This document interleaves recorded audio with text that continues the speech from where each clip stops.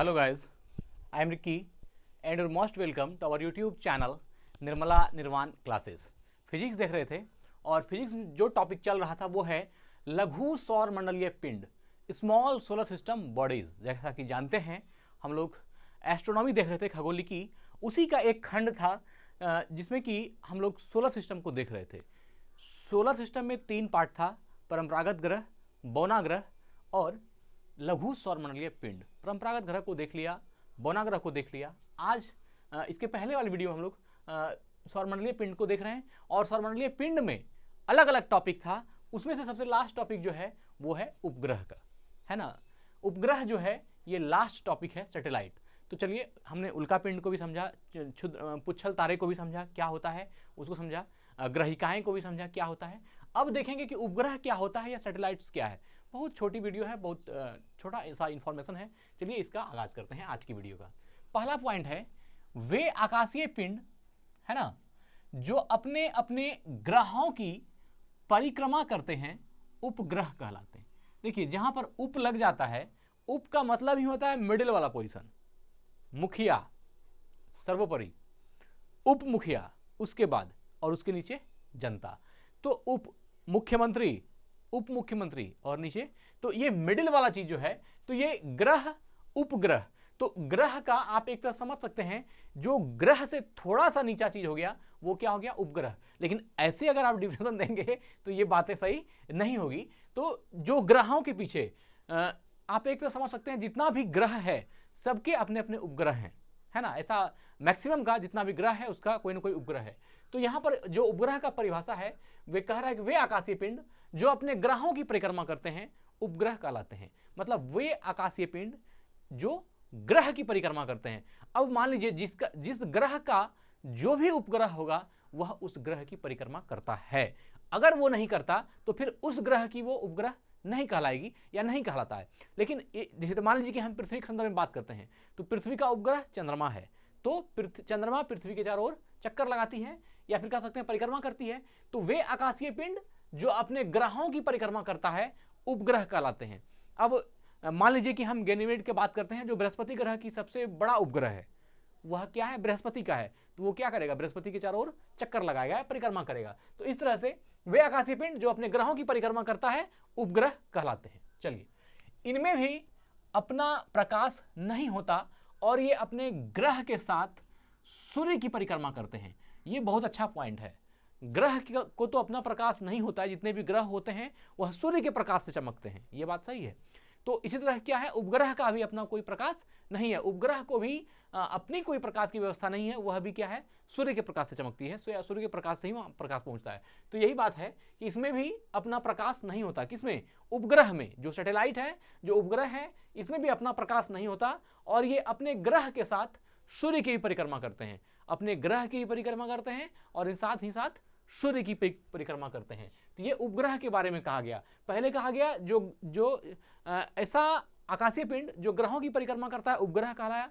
दूसरा पॉइंट है कि उपग्रह को अपना प्रकाश नहीं होता, है ना, यह भी ग्रह की तरह ही है और अपने ग्रह के साथ ही सूर्य की परिक्रमा भी करता है। मतलब एक उपग्रह अपने ग्रह की भी परिक्रमा करता है और सूर्य की भी परिक्रमा करता है। ग्रहों के समान उपग्रहों का परिक्रमण पथ भी दीर्घवृत्तीय या अंडाकार होता है, इलिप्टिकल, है ना। यह भी क्या है, इलिप्टिकल है। क्या, जिस तरह से ग्रह जो है वो इलिप्टिकल पाथ पर जो है वो चक्कर लगाता है, एक अंडाकार मार्ग पर चक्कर लगाता है, ठीक उसी प्रकार उपग्रह भी अंडाकार मार्ग पर या दीर्घवृत्तीय कक्षा में चक्कर लगाते हैं। ठीक है, ग्रहों के समान उपग्रह का परिक्रमण पथ भी दीर्घवृत्तीय या अंडाकार होता है। उपग्रहों की अपेक्षा, है ना, उपग्रह ग्रहों की अपेक्षा छोटे होते हैं। उपग्रह जो होता है वह ग्रह के बनिस्पत क्या होता है, थोड़ा छोटा होता है। मतलब उपग्रह ग्रह की बनिस्पत छोटा होता है, ग्रह ज्यादा बड़ा होता है और उपग्रह उससे क्या होते हैं, छोटे होते हैं। एकदम होते ही हैं, इसलिए ऐसा लिखा गया। उपग्रह अगर ग्रह से बड़ा हो जाएगा तो ये कैसे, ये बात जो है आप ऐसे अगर रखेंगे तो ये बात ही नहीं सेट करता है, क्योंकि हर चीज का जो है एक अपना एक ढर्रा है समझने का। अब अगर उपग्रह ग्रह से बड़ा हो जाए तो फिर वह उपग्रह क्यों है, उपग्रह हुआ उपग्रह इसलिए है क्योंकि वह ग्रह से छोटा है और वह ग्रह का चक्कर लगाता है, इसलिए उसको क्या कहा गया, उपग्रह कहा गया। तो ग्रहों की अपेक्षा छोटा है। अधिकतर उपग्रह उसी दिशा में अपने ग्रहों की परिक्रमा करते हैं जिस दिशा में वह ग्रह सूर्य की परिक्रमा करता है। जैसे मान लीजिए, अब इसमें इस बात को समझिएगा, जैसे मान लीजिए यहां पर हमारा सूर्य है ना, इस सूर्य है, बुध, पृथ्वी के दूरी के अनुसार क्रम जो है बुध शुक्र पृथ्वी, ये पृथ्वी है ना, और ये इस सूर्य का चक्कर लगाती है।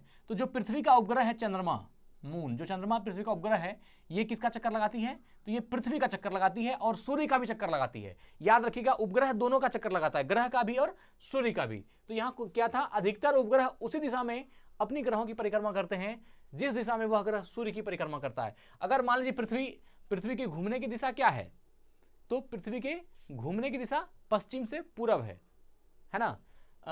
हाँ, तो इसमें एक बात को समझिएगा कि जिस दिशा में पृथ्वी सूर्य का चक्कर लगाएगा, उसी दिशा में चंद्रमा भी पृथ्वी का चक्कर लगाएगा। पृथ्वी की जो डायरेक्शन होगी मूव करने की, घूमने की, वही किसका होगा? चंद्रमा का भी होगा। इस तरह से बाकी ग्रहों के साथ भी है, जिस तरह से सूर्य का चक्कर उसका ग्रह लगाता है, उसी तरह से उसका उपग्रह भी उस ग्रह का चक्कर लगाता है ना।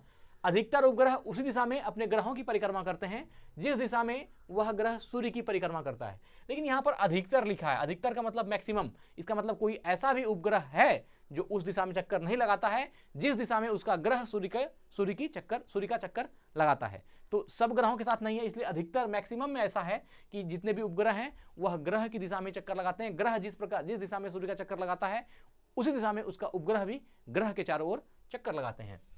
लेकिन कुछ उपग्रह ऐसे भी हैं जिनका मार्ग विपरीत दिशा में है। मतलब क्या विपरीत दिशा होने का मतलब क्या? अगर मान लीजिए कोई ग्रह है, अगर पृथ्वी सूर्य का चक्कर लगाती है पूरब से पश्चिम, है ना, या पश्चिम से पूरब लगाती है, तो उसके विपरीत चंद्रमा लगाएगी पृथ्वी का चक्कर। तो ये बात कहा गया कुछ उपग्रह ऐसे भी हैं जिनका मार्ग विपरीत दिशा में है। मतलब कि वो ग्रह जो है किसी और दिशा में घूम रहा है और वह उपग्रह जो है उस ग्रह का चक्कर किसी और दिशा में लगा रहा है। तो दोनों का डायरेक्शन अलग भी हो सकता है, लेकिन मैक्सिमम ऐसा केस है कि जिस दिशा में ग्रह घूमता है उसी दिशा में उपग्रह भी घूमता है। बुध तथा शुक्र को छोड़कर शेष सभी ग्रहों के उपग्रह हैं। बुध का कोई उपग्रह नहीं है और शुक्र का भी कोई उपग्रह नहीं है। इन दो प्लेनेट का कोई भी जो है सैटेलाइट नहीं है, बुध का और शुक्र का। तो याद रखिएगा, बुध का तथा शुक्र को छोड़कर शेष सभी ग्रहों के उपग्रह हैं। बाकी इसके अलावा जितने भी ग्रह हैं, 8 में से 2 को छोड़कर के बाकी 6 जो भी हैं, सबका अपना अपना उपग्रह है, लेकिन शुक्र और बुध का उपग्रह नहीं है। बहुत अच्छा बात था, याद रखिएगा इसको, मोस्ट इंपोर्टेंट पॉइंट है। सौरमंडल में जितने ज्ञात उपग्रह हैं उनमें गैनीमीड, है ना, गैनीमीड सबसे बड़ा तथा डिमोस जो है वह सबसे छोटा होता है। आप जानते हैं गैनीमीड किसका उपग्रह है? तो ये बृहस्पति का उपग्रह है और डिमोस जो है ये आपका मार्स का है। तो क्या हुआ, सौरमंडल में जितने ज्ञात उपग्रह हैं उनमें गैनीमीड सबसे बड़ा है और डिमोस सबसे छोटा है। मतलब कि सौरमंडल का सबसे बड़ा उपग्रह कौन सा हो गया? तो गैनीमेड हो गया, और सौरमंडल का सबसे छोटा उपग्रह कौन हो गया?